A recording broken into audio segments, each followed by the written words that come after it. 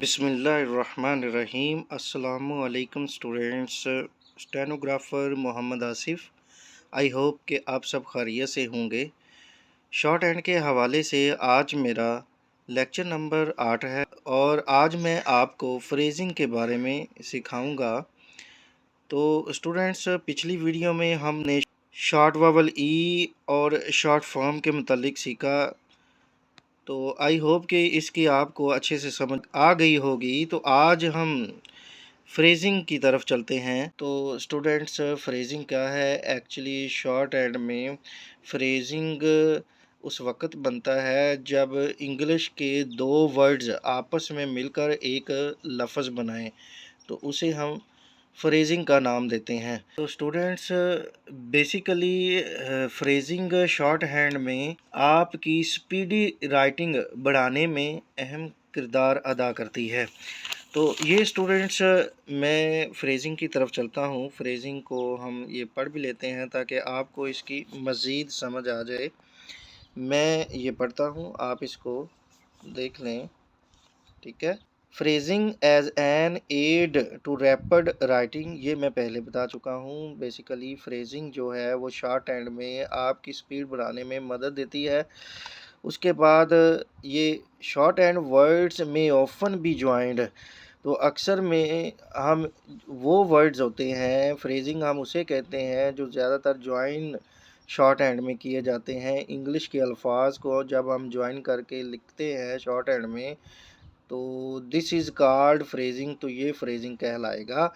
इसी तरह outlines should be phrased only when they join easily and naturally, तो उन आउटलाइंस के यानी स्ट्रोक के साथ उस वक़्त हम फ्रेज़ करेंगे जब वो आसानी के साथ और बिल्कुल समझ में आ जाए, उस वक़्त हम उसे ज्वाइन करेंगे।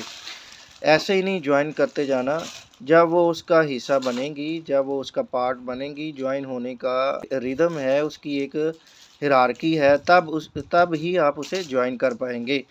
तो as shown in the examples throughout this textbook, तो आपको नीचे एक एग्जाम्पल भी ज़ाहिर हो रही होगी, नज़र आ रही होगी। तो ये मैं आपको लिख के भी बता दूंगा ताकि आप इससे सीख पाएँ।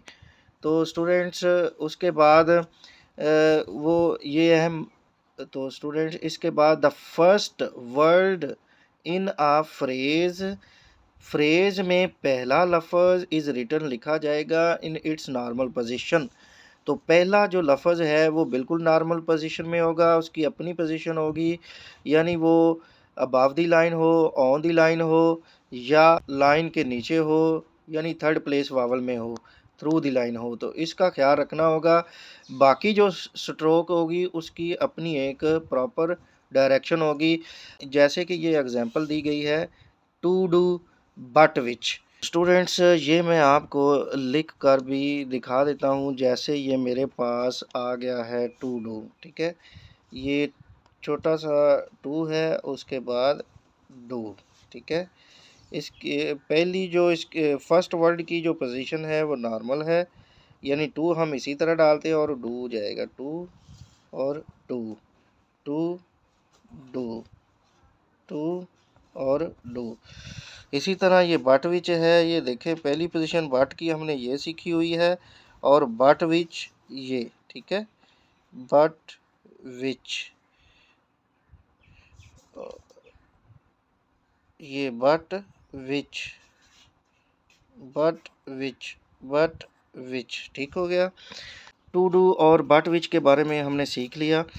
ये नीचे है, a small tick at the end of a word represents, एक छोटा सा टिक लफ्ज़ के आखिर में ज़ाहिर होगा, जिसे हम दी क्या कहेंगे, ये दी कहेंगे, ये दी कहेंगे, ठीक है। The tick is written either upward or downward, ये जो टिक है या तो डाउनवर्ड लिखा जाएगा या upward, which ever forms the sharper angle, but इसकी जब हम शक्ल बनाएंगे ना स्टूडेंट्स, जब आप इसे लिखेंगे तो तेज़ी के साथ इसका एंगल बनाएंगे, but whether written upward or downward, चाहे ये आपका अपवर्ड आए या डाउनवर्ड आए, तो इसकी आपने तेज़ी के साथ एंगल बनाना है। Its angle to the line of writing is always the same. तो जब आपने इसका एंगल बनाना है तो लाइन के ऊपर ये लिखा जाएगा और हमेशा सेम रहेगा।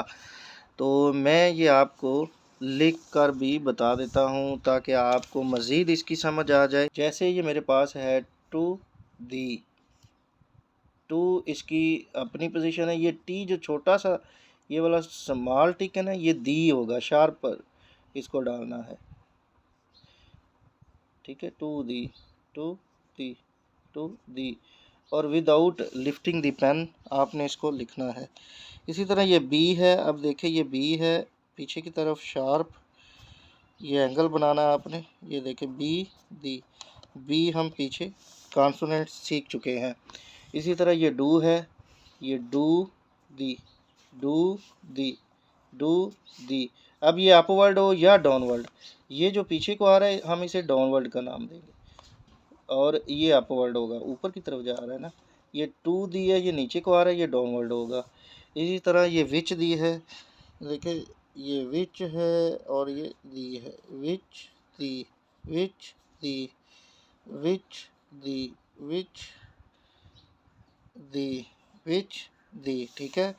उसके बाद ये मेरे पास है पे दी, पे दी, ये वावल भी साथ आपने लगाना है, पे दी, ये वावल भी लगाना है, पे दी, पे दी, पे दी।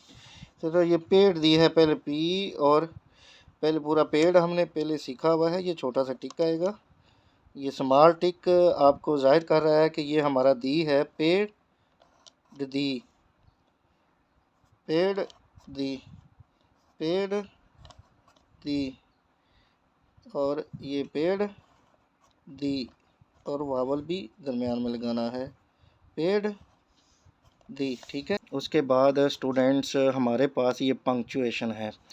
तो बेसिकली पंक्चुएशन किस तरह, जैसे हम इंग्लिश में पंक्चुएशन के बारे में सीखते हैं, इसी तरह शॉर्ट हैंड के भी अपने पंक्चुएशन होते हैं। पंक्चुएशन के बारे में पढ़ेंगे। The following special punctuation marks are used in shorthand. तो शॉर्ट हैंड में ख़ास किस्म के जो साइन होंगे जो शॉर्ट हैंड में हम इस्तेमाल करेंगे वो नीचे दिए गए हैं। जैसे कि हमारे पास ये है full stop, question mark, exclamation, hyphen, dash और parenthesis. Other signs are written as in long hand. बाकी जो साइन होंगे स्टूडेंट्स जो हमने इंग्लिश में सीखे होंगे वो वैसे के वैसे ही पाए जाएंगे, ठीक है। उसको हम वैसे ही लिखेंगे, शॉर्ट हैंड में भी हों या इंग्लिश में हो, वो चेंज नहीं होंगे। तो मैं ये स्टूडेंट्स पंक्चुएशन आपको रजिस्टर के ऊपर लेकर भी बता देता हूँ ताकि आप इसको आसानी के साथ इसको सीख लें। जैसे कि ये मेरे पास पंक्चुएशन फुल स्टॉप है, तो फुल स्टॉप को बेसिकली हम लॉन्ग एंड में इस तरह डालते हैं। एक फुल बिल्कुल आसान है फुल स्टॉप जिसे हम इस तरह डालते हैं। ये जब शॉर्ट एंड में लिखेंगे तो हम ऐसे लिखेंगे, ठीक है।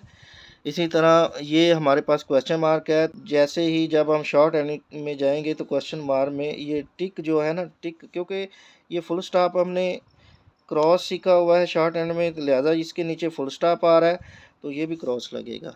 इसी तरह ये एक्सक्लेमेशन का साइन है, देखें शॉर्ट हैंड में, लॉन्ग हैंड में हमने ये सीखा हुआ है, और शॉर्ट हैंड में क्या करेंगे, यही चीज़ क्रॉस कर देंगे, फुल स्टॉप लगा देंगे नीचे। इसी तरह ये हाइफन है, हाइफन ये है, हाइफन की ये भी हो सकती है दोनों की तरफ, लेकिन ये कैपिटल वर्ड के लिए इस्तेमाल होती है, और ये हाइफन आम जैसे कि हम इंग्लिश यानी लॉन्ग हैंड में इस्तेमाल करेंगे। इसी तरह हमारे पास ये थे। अब शॉर्ट हैंड में सबसे ज़्यादा इस्तेमाल होने वाली हमारे पास यही है, जो आम नॉर्मली पोजीशन में इस्तेमाल होती हैं, वो ये हमारे पास स्टूडेंट्स, ये वो पंक्चुएशन है जो नॉर्मल पोजीशन में शॉर्ट हैंड में इस्तेमाल होते रहते हैं, ठीक है। तो आई होप कि मेरी आज की वीडियो आपको बहुत अच्छी लगी होगी। इसलिए आप मेरे यूट्यूब चैनल को सब्सक्राइब करें, मेरी वीडियो के साथ जुड़े रहें ताकि आने वाली हर नई वीडियो का नोटिफिकेशन आप तक पहुंच सके। जज़ाकल्लाह।